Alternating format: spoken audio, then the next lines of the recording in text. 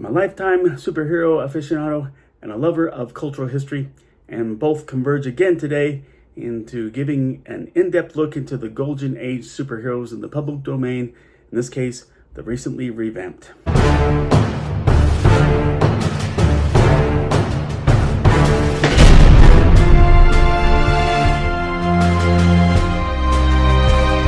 Welcome to my channel, KC. That's me, Carrie Chug, the Sledge Storyteller, here to talk about storytelling and its art form and its many mediums and its history. If you like this video, please click like. If you like this channel, please click subscribe. And while you're at it, make one more click on the notification button. Thank you.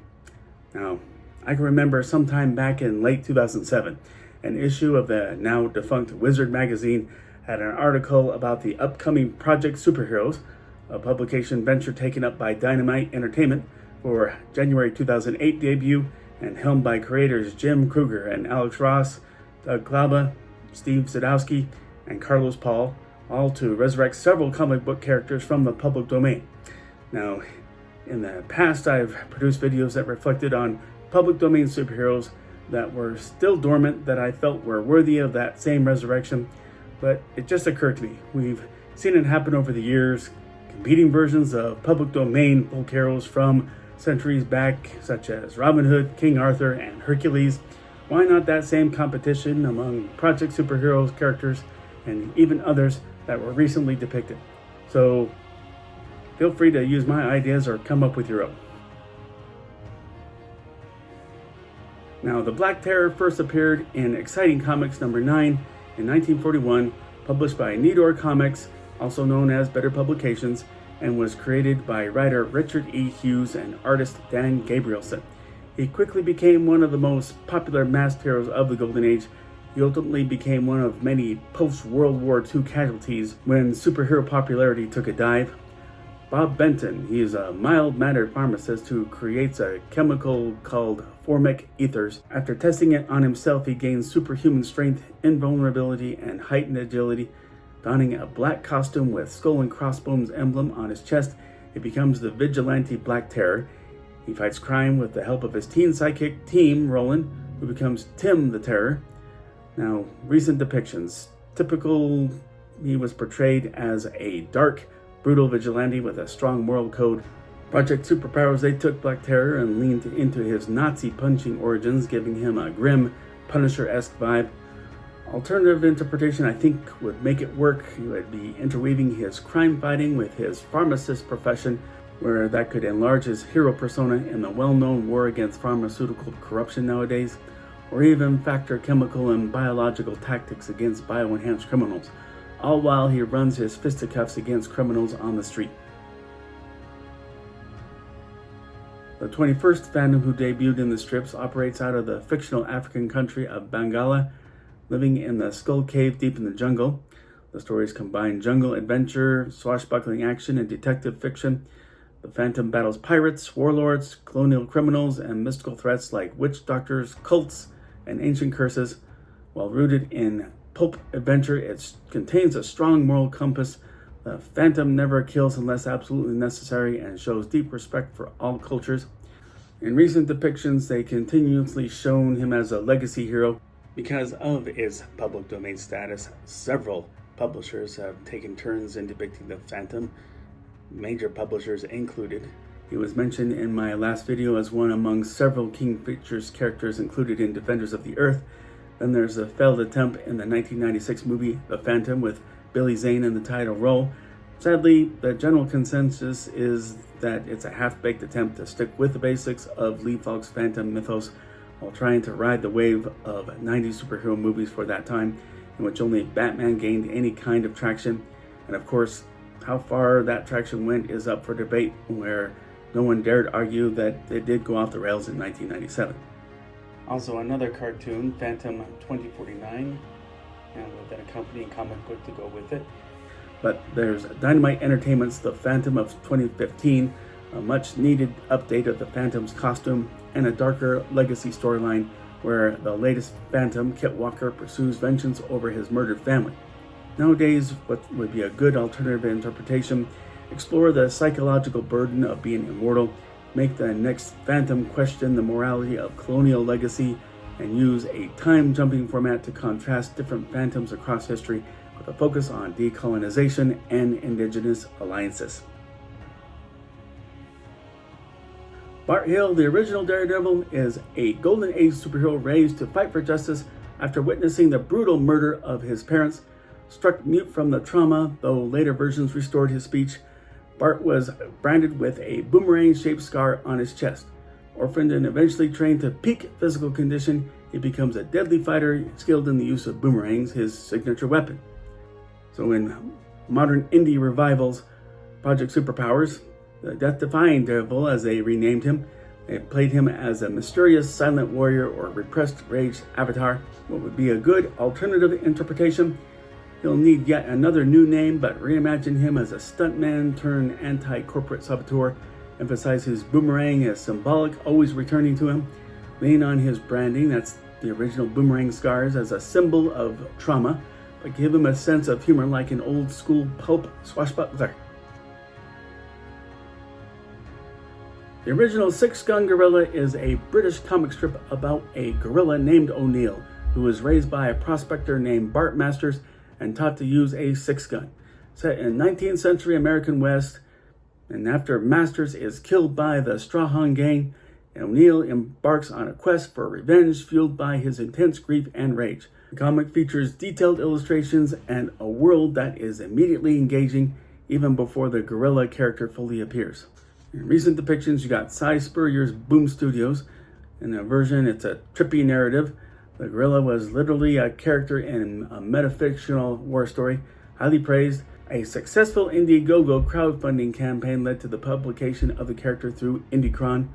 For an alternative interpretation since then, flip it into a classic-style Western on a dedicated crusade. The gorilla is a sentient ex-sideshow animal who seeks justice for other exploited animals in the Wild West. I'm thinking like John Wayne's Ethan Edwards on The Searchers. And perhaps an overdue shout out to Rodney Reeves 5354 for mentioning Six Gun Gorilla in my first video about public domain superheroes. It took this long because this is the first time I made a video about public domain heroes that currently are getting published. So she first appeared as the Black Fury on April 6, 1941, a Sunday comic strip with the Bell Syndicate and created by artist June Tarpey Mills under the pseudonym of Tarpey Mills.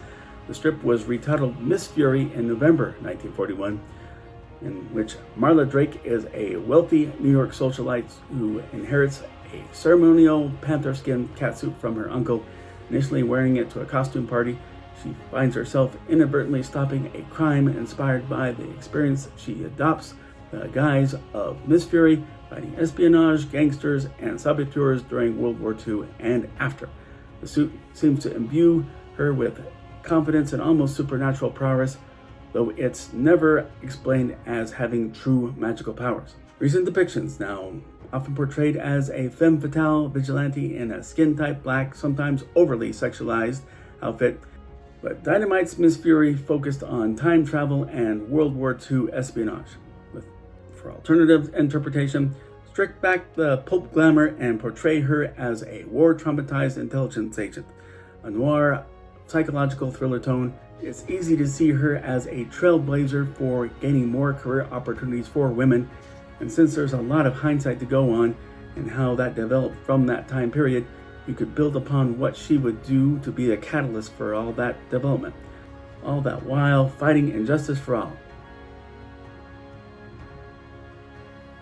Yeah, I just mentioned him in my video about the new public domain arrivals as of January 1st of this year, albeit pretty restricted. In the early Thimble Theater stories, Popeye is introduced as a tough, gravel-voiced sailor with squinty eye, anchor tattoos, and no-nonsense attitude. He's brought into the adventure when Castor Oil, brother of Olive Oil, needs a dependable sailor for a sea voyage. Popeye proves himself resourceful, absurdly strong, and incredibly lucky, attributes that endear him to readers almost instantly. Now, I'm going to just ignore recent indie horror films, all about slashers. That's all about shock value, cheap shock value. But in recent comics, in the IDW's run, they lean toward classic slapstick adventures, retaining the cartoony charm. Lately, in my own indie creator community, I've seen several creators take on the advantage of the new public domain status to show their developing projects by moving the needle a little bit more toward Popeye being a more serious action hero. But for alternative interpretation, I want to see it go back to high octane, who cares about physics basics, and make him an actual sailor man against where he fights injustice at every port he arrives, with olive oil in tow.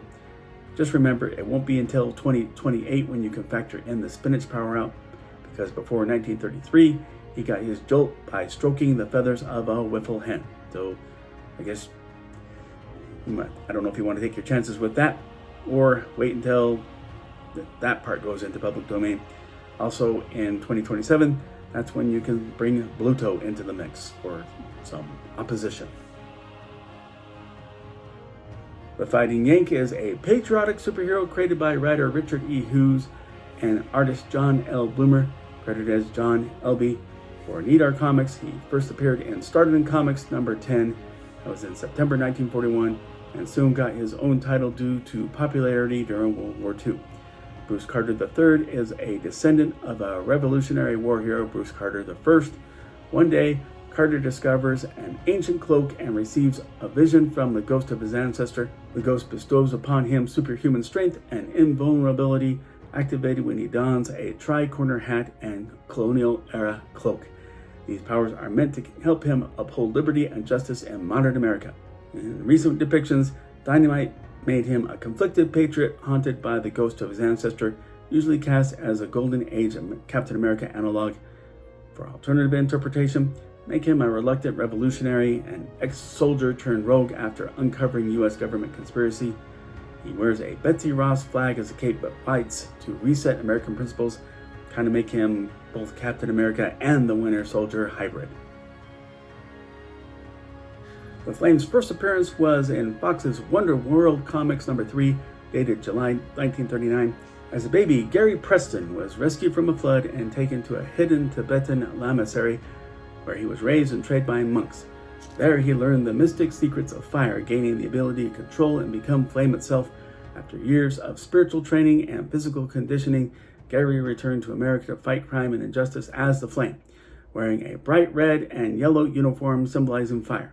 The Flame can generate and project flames, walk through fire unharmed, teleport via flames, and evaporate water. His mission is to bring light to darkness, battling spies, gangsters, and supernatural threats during World War II and beyond. Here, it's more fertile ground. There's only been minor use of him in Project Superpowers, typically just another fire-powered hero. But for alternative interpretation, the Flame is not just one person, but a title passed to individuals chosen by a sentient flame spirit. Fire has a memory. Each flame can access the experience of their predecessors. Heavy themes of purification, rebirth, and sacrifice. Give it a try. Sticking with fire-based heroes, debuting in Startling Comics number 18 in 1942 by Needar Comics, Pyroman is Harry Thurston, a brilliant college student falsely convicted and executed for a crime he didn't commit. However, instead of dying, the electric chair's powerful currents awaken latent powers in his body. Now he's able to generate and control electricity. Harry adopts the superhero identity Pyroman, fighting crime and corruption as a vengeful force of justice. In more recent depictions, he's just mostly treated as a minor Golden Age figure with electric-based powers. But think about alternative interpretation. Reimagine Pyroman as a tech ghost of being a living piece of electricity, fighting cybercrime and AI overlords. Give him a sleek Tron-style visual update and explore themes of identity in a digital age. The Owl, created by Frank Thomas, debuted in Crackerjack Funnies number 25 in July of 1940 and is one of the more mysterious yet enduring Golden Age vigilantes. The character's alter ego, Nick Terry, is a police detective by day who dons an owl-themed costume by night to wage a war against crime aggressively. But in recent depictions, generally depicted as a second-tier Batman knockoff, occasionally used in nostalgic Golden Age throwbacks, but an alternative interpretation, make him a Grey Knight vigilante operating in a hyper-surveyed city. His own motif becomes a symbolic rejection of daytime justice and a Big Brother oversight. using stealth tech and misinformation rather than brute force. Explore themes of truth versus narrative. But that's my list of public domain superheroes that merit competing interpretation. Agree, disagree, something I left out, something that's too hot that I left out. Please let me know in the comment section.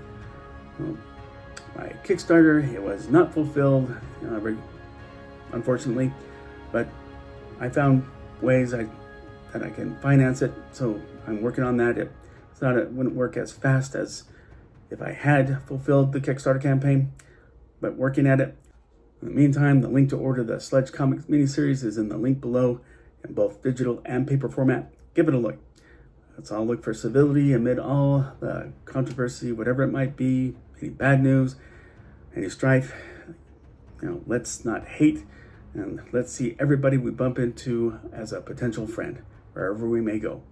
Everyone be safe, and God bless.